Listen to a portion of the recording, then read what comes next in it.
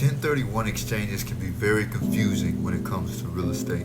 I want to go over with you some basic identification questions when it comes to these exchanges. Hey, if you're new to my channel, make sure that you subscribe, make sure you like, make sure you comment below if this information is the bomb diggity. To break down these basic identification questions, we are going to look at two rules that you need to know. Those rules are, number one, the 3 property rule. Number 2, the 200% rule. Let's get into it. A taxpayer may identify, new properties utilizing one of 2 rules. But to make this information easy to digest, let's just say that there's 3 rules. Them things are mutually exclusive, so you can only use one of them rules at a time. Let's use your imagination. Imagine this with me now. We got a taxpayer that is going to have an investment property that they sell for $100. 3 property rule. Let's dive into it. Identify 1, 2, or 3 properties. Then after you identify them, you go and purchase those 1, 2, or 3 properties. Be sure that they are some value though. Don't be stupid. Providing the fair market value of the new property is equal or greater to the sales price of the relinquished property. That taxpayer is going to receive 100% deferral on them taxes. But if that taxpayer identifies more than 3 properties, check this out. You then move to the 200% rule. Let's dive into that. The 200% rule comes into play when a taxpayer is deciding or looking at trying to invest in more than 3 replacement properties. So check this out. Let's say a taxpayer identifies 4 or more new potential properties to invest in.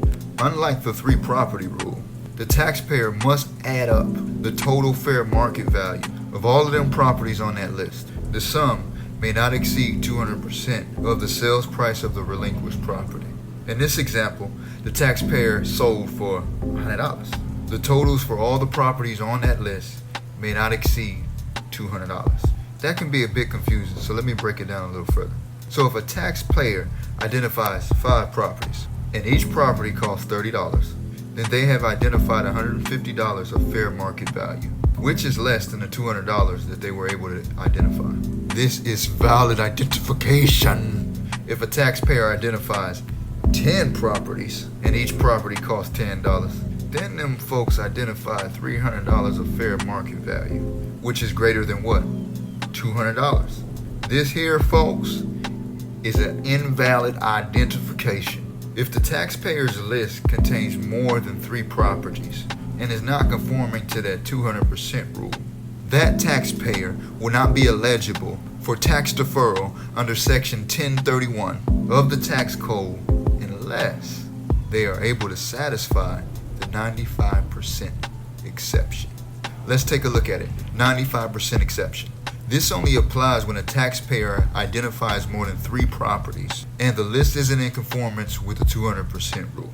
The exception is if the taxpayer closes on 95% of the properties on their list. Regardless of the number of properties, they have what we call, folks around here, valid identification. My name is Robert Porche.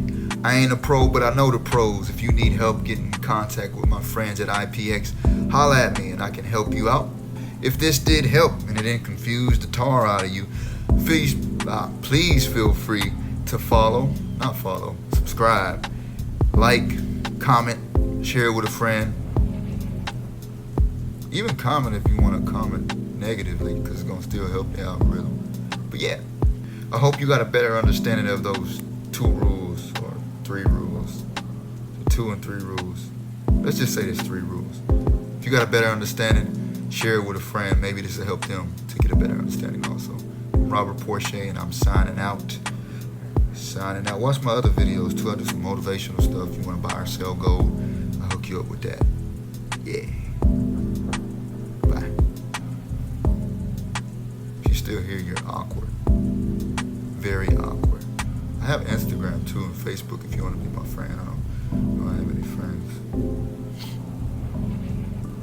lonely guy. I got Jesus. He's my friend. He can be my friend too. If you still here, you're like a creeper, like certified creeper. So if you comment creeper, that means that you watch to the end. If you don't comment creeper, that means that you don't care. You don't care about me. God bless y'all. Peace.